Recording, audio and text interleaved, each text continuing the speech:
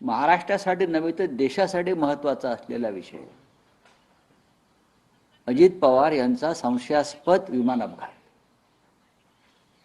बघा राहुल, अजित पवार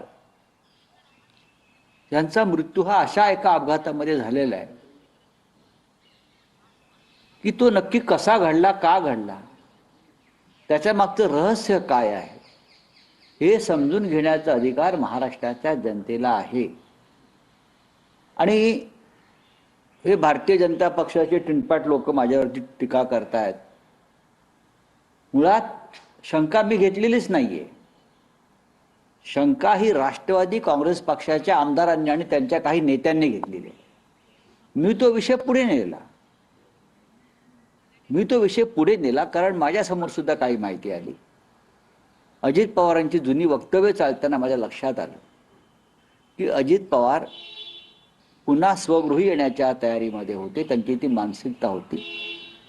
भारतीय जनता पक्षाबरोबरचं आपला संसार फार काळ टिकू चालणार नाही, कारण फुले, शाहू आंबेडकर, यशवंतराव चव्हाणांच्या विचारांना हा चालणारा महाराष्ट्र वेगळ्या दिशेने जातोय.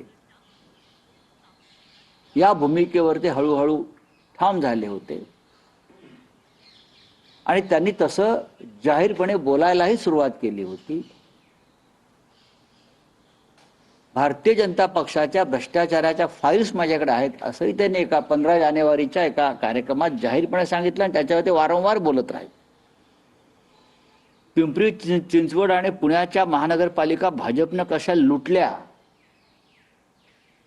याचे पुरावे त्यांनी समोर आणले. सत्तेत असताना पिंपरी चिंचवडमध्ये भारतीय जनता पक्षानं कुत्र्याच्या नसबंदीतही कसे पैसे खाल्ले कोट्यावधी हे त्यांनी पुरावे दिले. कुत्र्याच्या नसबंदीत भाजपने पैसे खाल्ले हे अजित पवारांनी समोर आणलं आत्ता. त्याच्यामुळे भारतीय जनता पक्ष अस्वस्थ होता आणि अजित पवार अर्थमंत्री असल्यामुळे अनेक वर्ष त्यांच्याकडे बरेच काही पुरावे जमा झाले आहेत. याच्यावर भाजपा अंतर्गत चर्चा सुरू झाली होती. ही सगळी कागदपत्र अजित पवारांचे निकटवर्तीय सांगतात. या सगळ्या फाईल्स, हे सगळे डॉक्युमेंट्स, हे पुरावे अजित पवारांच्या ताब्यात होते. अजित पवार हे शक्यतो आपल्या जवळच ठेवत होते. त्या दिवशीही त्यांच्यासोबत ते असावेत काही डॉक्युमेंट्स किंवा फाईल्स. पण अर्ध्या तासामध्ये विमान उडाल्यावर त्यांच्या विमानाला अपघात झाला. याच्यावरती स्पष्टीकरण द्यायचं काम हे DGCAचं आहे. भारतीय जनता पक्ष कशाला स्पष्टीकरण देत आहे? चौकशी समिती नेमावी आणि ती न्यायाधीशांच्या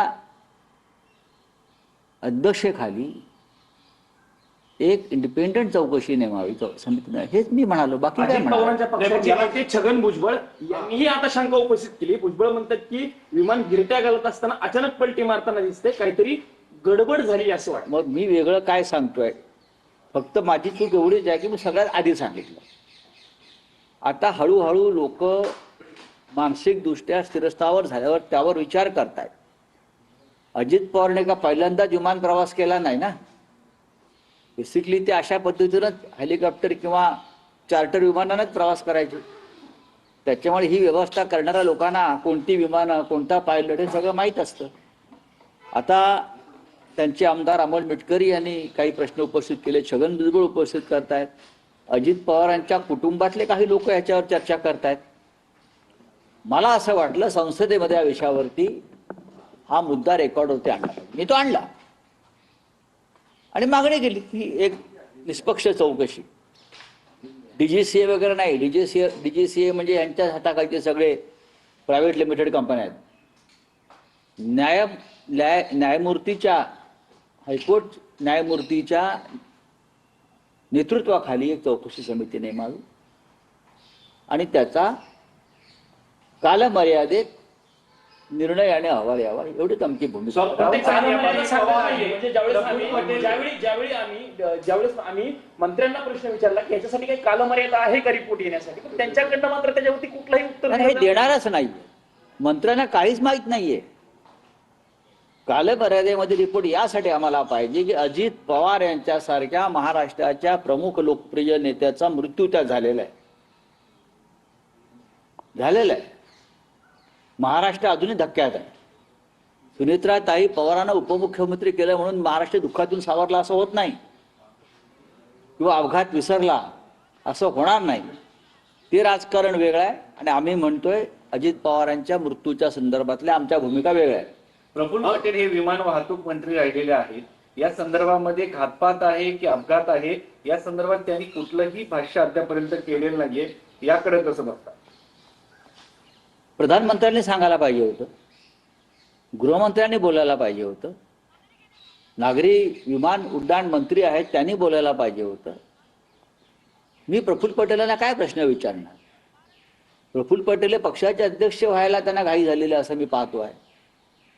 प्रफुल्ल पटेल किंवा अन्य कोणीही त्याच्यामध्ये न पडता उच्च न्यायालयाच्या न्यायमूर्तींच्या अध्यक्षतेखाली एक स्वतंत्र चौकशी यंत्रणा निर्माण करून कालमर्यादेमध्ये त्याचा निकाल यावा. शरद पवार आणि अजित पवार यांची इच्छा होती की दोन्ही पक्ष एकत्र यावं. हो, पण तुम्हाला काय वाटतं की काय अडचणी येत आहेत त्यांच्या? नाही, अडचण ही आहे की मोदी आणि शहांची आणि फडणवीसांची